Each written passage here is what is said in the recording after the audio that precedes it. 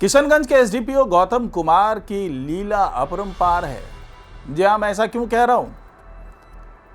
क्योंकि जो छापे पड़े हैं वो आम छापे नहीं थे। पिछले 6 दिनों से ईओडब्ल्यू की टीम लगातार किशनगंज में बनी हुई है और केवल किशनगंज में ही नहीं बल्कि कई इलाकों में कई जगहों पर छापेमारी अभी भी जारी है। संपत्ति की जांच पड़ताल चल रही है और सबसे बड़ी बात ये कि ये भाई साहब इतने पहुंचे हुए रहे हैं। एक तो इनके सफ़ेद पोशों से जो मिलना जुलना रहा है, इनका जो नेटवर्क बना रहा है, माफिया के साथ में इनका नेटवर्क रहा है, ये सब कुछ अब धीरे धीरे सामने आ रही है। मजे की बात ये है कि इनके घर की जो नौकरानी है वो भी थार में आती थी काम करने के लिए। जहां 35 लाख रुपए की गाड़ी थार, उससे इनकी नौकरानी पारो आती थी। और जब ज्यादा जांच पड़ताल की गई तो पता चला कि भाई करोड़ों के बंगले बने हैं इस नौकरानी के। ठाठ देखिए एक नौकरानी का। और साहब के क्या कहने, जब नौकरानी 35 लाख की थार में आती है काम करने के लिए तो साहब ने न जाने क्या क्या गुल खिलाए होंगे। अब उन्हीं सारी चीज़ों की जांच चल रही है और इस बीच में कई चौंकाने वाली चीज़ें भी सामने आ रही है। तो क्या क्या चीज़ें हैं, किस किस तरीके से टीम काम कर रही है और किस तरीके से किशनगंज पूरे केंद्र में है और किशनगंज को ही क्यों चुना एसडीपीओ ने, सब कुछ जानेंगे आज की इस खास रिपोर्ट में। तो इसे आखिर तक जरूर देखिएगा। नमस्कार, मैं हूं डॉक्टर सुरजीत सिंह और आप देख रहे हैं YBN बिहार झारखंड। अगर आपने अभी तक इसे सब्सक्राइब नहीं किया है तो सब्सक्राइब कर लीजिए और अगर आपको ये वीडियो अच्छा लगे तो लाइक कीजिए, शेयर कीजिए और कमेंट जरूर कीजिए। तो जी हाँ, इस बार कहानी किसी देवदास की तो नहीं है, लेकिन इसमें भूमिका बड़ी है पारो की। जी हाँ, ये पारो कोई आम पारो नहीं है, ये उस एसडीपीओ की नौकरानी है जिसके पास करोड़ों की संपत्ति का खुलासा हुआ है। अब सोचिए, एक नौकरानी, घर में काम करने वाली महिला, वो काम करने के लिए या तो अपने जो उसके पास गाड़ी है थार, लगभग 35 लाख कीमत बताई जा रही है जो मॉडल उनके पास है, उस गाड़ी से आती थी। और अगर कभी गाड़ी से नहीं आई तो उसके लिए बकायदा सरकारी वाहन भेजा जाता था जो कि एसडीपीओ साहब के लिए था। और पारो बकायदा महारानी की तरह आती थी बंगले में काम करने के लिए। और इतना ही नहीं है, जब आप उनके इंस्टाग्राम पेज पर जाएंगे, हालांकि उसे लॉक कर दिया है पारो ने, तो उस इंस्टाग्राम पेज पे आपको दिखेगा कि कितनी अय्यासी वाली जिंदगी पारो जी रही है। और कहते हैं कि कई बार साहब का दिल पसीज गया, कुछ छोटा मोटा गिफ्ट दे दिया। तो गौतम कुमार का भी दिल पसीजता था और गिफ्ट में कोई छोटी मोटी चीज नहीं देते थे। गिफ्ट में अपनी नौकरानी को बुलेट दे देते थे, लाखों रुपए के गहने जेवरात दे देते थे। जाहिर सी बात है, बड़े साहब हैं, बड़ी कमाई है, तो ये गिफ्ट देना तो आम बात थी। लेकिन जब संपत्ति खंगाली गई, क्योंकि पारो तो फरार हो चुकी थी, जैसे पता चला कि छापामारी हो रही है और उनके साहब ही अब इस छापेमारी के केंद्र में आ चुके हैं, तो वो मौके से फरार हो गई। उसी थार पे बैठ के फरार हो गई जिस थार से वो काम करने के लिए आती थी।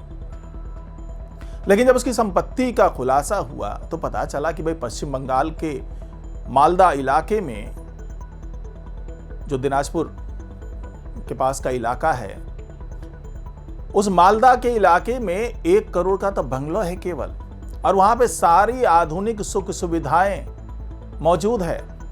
भले पारो यहां पे नौकरानी की हैसियत रखती थी, लेकिन मालदा में इनके घर पे कई नौकरानियां मौजूद थी। अब ये सब कुछ देख करके ईओडब्ल्यू की टीम की तो आंखें खुल गई कि भैया ये क्या चल रहा है। फिर पता चला कि भाई कोलकाता में कुछ संपत्ति है, फिर कहीं और भी संपत्ति का खुलासा हुआ गौतम कुमार के लिए। लेकिन चूंकि पश्चिम बंगाल में वहां पर इलेक्शन का दौर है तो वहां पर अभी बहुत ज्यादा सहयोग पुलिस से मिल नहीं पा रहा है। लेकिन ईओडब्ल्यू को पूरा विश्वास है कि बहुत से खजाने ऐसे हैं जिसके ताले खुलने बाकी हैं, और खास करके पश्चिम बंगाल में। यही वजह है कि अब ईओडब्ल्यू की 3 टीमें गठित की गई है जो अलग अलग जगहों पर काम करती हुई नजर आ रही है। हालांकि पश्चिम बंगाल के लिए 4थी टीम गठित करने की बात चल रही है। पहली टीम वो है जो किशनगंज, पूर्णिया, इन सब इलाकों में जो गौतम कुमार की संपत्ति है उसकी जांच कर रही है। दूसरी टीम मुंगेर, पटना, अररिया, इन सब इलाकों में जो संपत्ति है गौतम कुमार की उसकी जांच कर रही है। तीसरी टीम जो है वो दिल्ली, नोएडा, गुरुग्राम, यहाँ पर भी कई संपत्तियों का खुलासा हुआ है जो कि गौतम कुमार का है, उसकी जांच कर रही है। और उनकी जो महिला मित्र हैं शगुफ्ता शमीम, उनके नाम पर कई भूखंड मिले, कई गहने मिले। अब इसमें जो एसपीडीओ साहब की जो वाइफ हैं रूबी कश्यप, उनको भी आरोपी बनाया गया है, सहअभियुक्त बनाया गया है। इनकी जो सास हैं पूनम देवी, उनको भी सहअभियुक्त बनाया गया है। इनके बेटे के नाम पे भी, सिद्धार्थ कुमार के नाम पे भी ढेर सारी संपत्ति का खुलासा हुआ है। कई बेनामी संपत्तियों का खुलासा हो रहा है। तो 6 दिन से लगातार डेरा डाले हुए है वहां पर एओडब्ल्यू की टीम किशनगंज में, और जांच लगातार चल रही है।